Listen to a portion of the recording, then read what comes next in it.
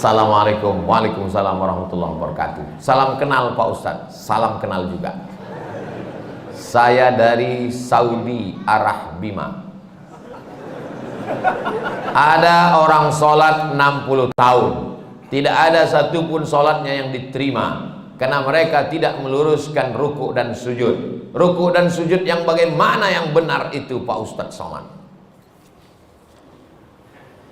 Irji ila salatika fa innaka lam tusalli. Ulangi salatmu karena salatmu tidak sah. Sahabat itu pun mengulangi salatnya. Irji ila salatika fa innaka lam tusalli. Ulangi salatmu karena salatmu tidak sah. Sahabat itu pun mengulangi salatnya.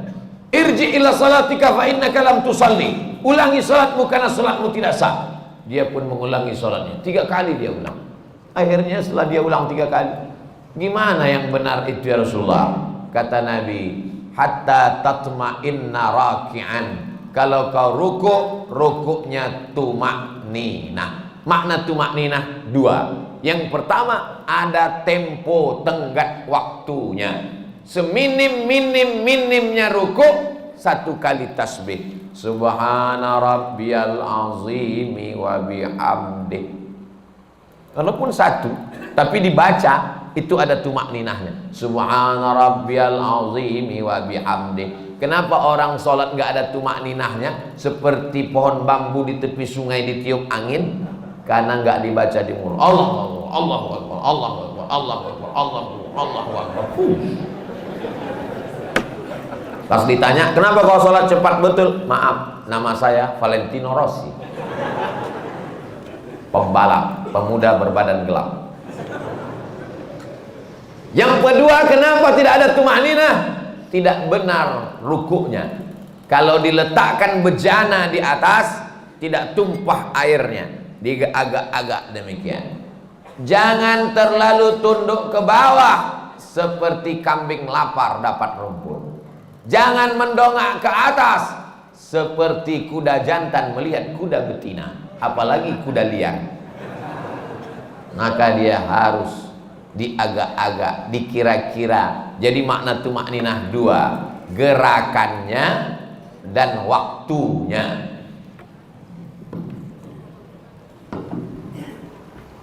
Allahu Akbar. Subhana rabbiyal azimi wa bihamdi. Subhana rabbiyal azim. Tidak terlalu menunduk ke bawah, tidak terlalu mendongak. Jangan rukuknya mendongak. Lalu kemudian sujud hatta tatma'inna sajidan. Kalau engkau sujud, sujudnya juga tumaknina. Ujung kaki 2, ujung lutut 2, tapak tangan 2, kening 1. Nggak ada orang keningnya 2. Menempel ke bawah. Ini kening. Apakah hidung juga wajib disentuhkan? Kening ke lantai wajib. Hidung mustahab, dianjurkan. Yang paling bagus hidung. Cuman beda kita dengan orang Arab. Orang Arab tuh nggak terlalu terpaksa, kena dia. Kita memang agak kita paksakan dia. Mohon maaf, yang besek jangan tersinggung. Ini saya cerita tentang saya nih maksudnya. Jadi masalah hidung kena itu mustahab, dianjurkan. Bagaimana kalau orang pakai peci sampai keningnya tertutup? Ada orang pakai peci gitu. Makanya sebagian orang kadang kalau mau sholat dinaikkannya ke atas, supaya menempel ke bawah. Afdolnya demikian. Bagaimana kalau ada orang keningnya tertutup? Maka sesungguhnya kain pada bagian tubuh yang menutupi tidak membatalkan sholat. Mana dalilnya? Karena ada seorang sahabat Nabi sedang sholat, dia ambil ujung jubahnya, dia tutupkan ke atas pasir karena dia tidak mau keningnya menempel ke pasir karena panas, terik, nggak ada sajadah. Sholat dia, pas mau sujud, ujung jubahnya dia sujud di atas. Itu dalil boleh menempelkan ke kain yang menempel ke badan, tapi kurang afdal. Yang afdal adalah menyentuh. Begitu yang diajarkan Nabi. Kenapa orang bisa tasbihnya itu cepat sekali? karena tidak diucapkan di mulut. Kalau diucapkan di mulut pasti peran. Subhana rabbiyal a'la wa bihamdi, subhana rabbiyal a'la, subhanakallahumma wa bihamdika.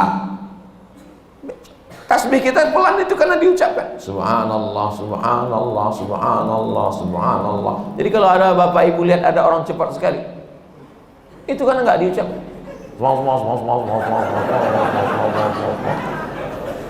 Nggak diucapkan. Bahkan kata Syekh Ali Jum'ah, itu pakai nafas membantu lebih khusyuk diucapkan walaupun sholat zuhur dan asar.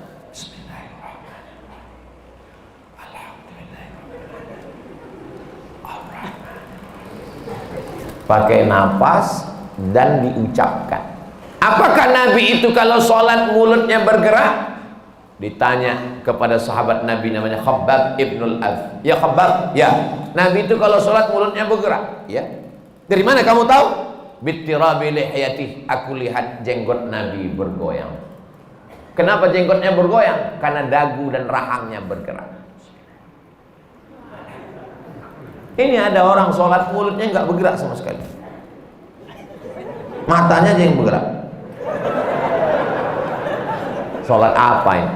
Ini pertanyaan sederhana, tapi mengkoreksi lagi sholat kita. Yang tidak benar sholatnya karena tidak membaca. Dibaca qiraah itu artinya membaca. Sedangkan orang yang baca mulutnya nggak bergerak itu namanya mutalaah. Itu beda dalam bahasa Arab. Kalau bergerak membaca, makanya qiraatul Fatihah membaca. Bismillahirrahmanirrahim.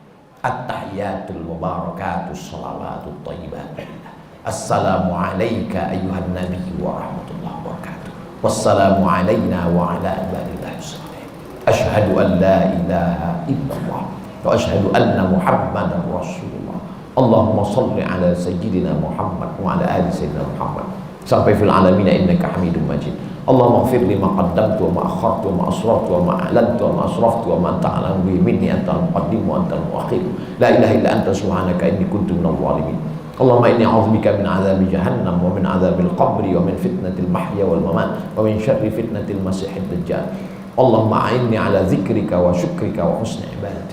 Assalamualaikum warahmatullahi. Assalamualaikum warahmatullahi. Tumanina. Kalau tidak ada tumanina, kata Nabi, ulangi sholatmu karena sholatmu tidak sah.